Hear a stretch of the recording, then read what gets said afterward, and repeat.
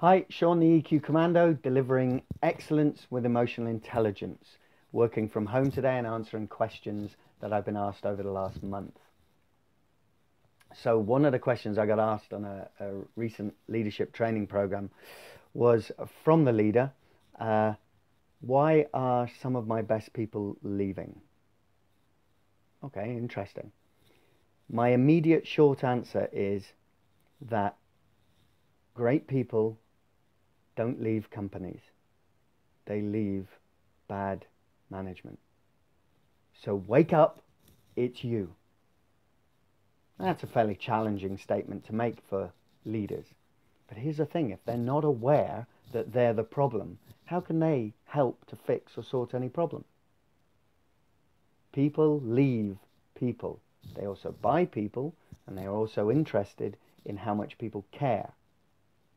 So if you're a non-caring leader, if you're not empathic with your team, if you're not engaging your team and people are leaving, it's not the team, it's not the job, it's the environment that you as the leader are creating, and it's you.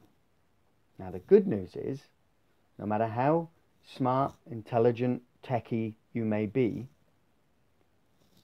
you're able to develop your emotional intelligence in order to engage your people better, in order to maximize your productivity. But you've got to change what you're doing. Richard Branson actually says it best. He says you should train people well enough so they can leave. And you should treat people well enough that they don't want to. So if you're spending your time bringing people into your company, training them up, and then they're deciding to leave, it's not because of the company, it's because of you. That is a harsh reality you either take on board and work through and develop, or you just keep doing what you're doing and keep getting what you're getting. Be the change you want to see in your team. How does that grab you? Okay, so how do you do that? Again, we're back to emotional intelligence. We're back to awareness, regulation, motivation, empathy, and social skills. Once you've done the ARM work, you then can move to armies. See what I did there? So you've got ARM, awareness, regulation, motivation, and then you have empathy and social skills. To be the kind of leader that keeps people in the team because the people want to be there, because they're fully engaged, they're giving 100%, they're fully committed, you have to start with yourself. You have to work from the inside out. Remember in a previous video I did the old pointing the finger. When you look around you, why are these people leaving me? They don't like this, they don't like that, they're always complaining. Guess what? When you're pointing out that they're the problem, there's three fingers pointing back at you. You've got to take on board, whether you like it or not, that it is you. And it's a harsh lesson I have learned in the past. And I realized quite early on that in order for me to be able to engage people, I have to become the kind of leader that they would willingly follow into battle.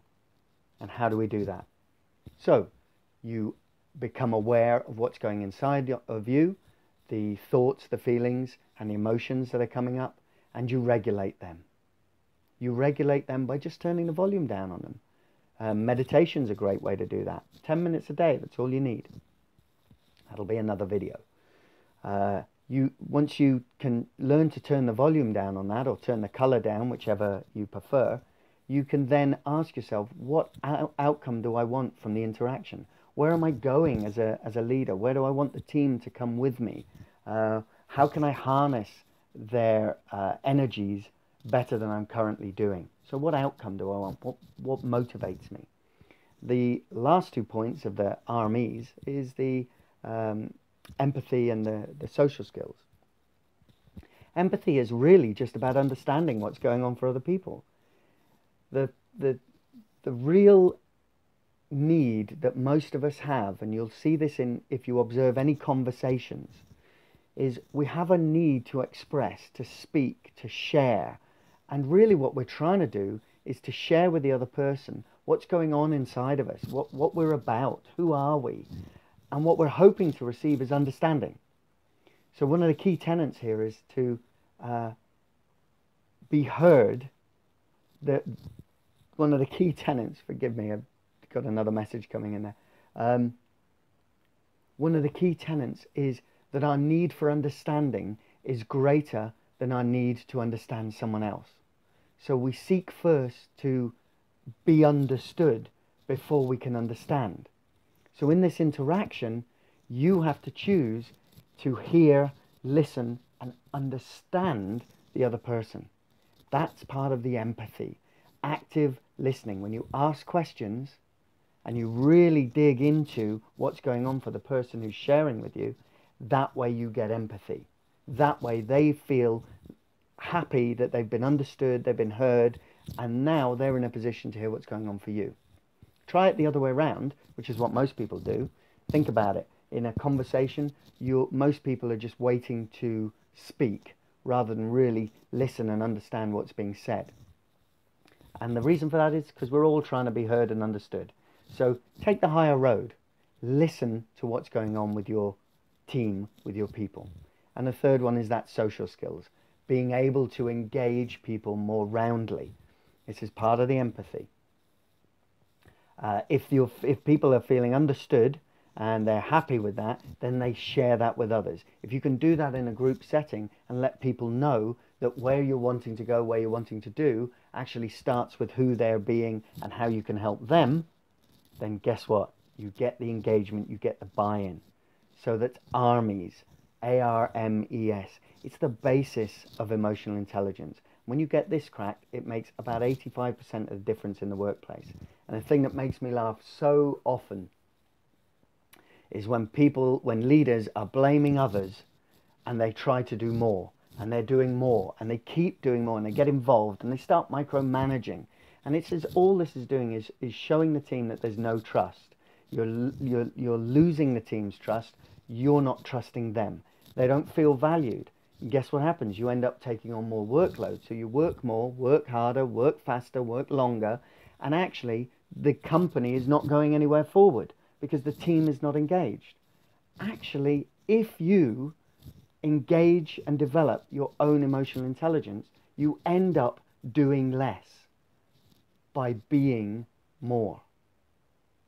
You end up doing less by being more. You can then focus more time on being the kind of leader you really want to be. Does that make sense? So, emotional intelligence is the answer. Develop your EQ. It's not like IQ or tech ability. It can be fully developed. And it's twice as important as IQ and tech ability. Your IQ you're pretty much stuck with. Tech ability takes you time and effort, obviously, to develop and increase. And your emotional intelligence can be done daily, even at 10 minutes a day every single morning. So, why are your best people leaving? It's because of you. Wake up. Sean, the EQ Commando, signing off. See you again soon. Bye.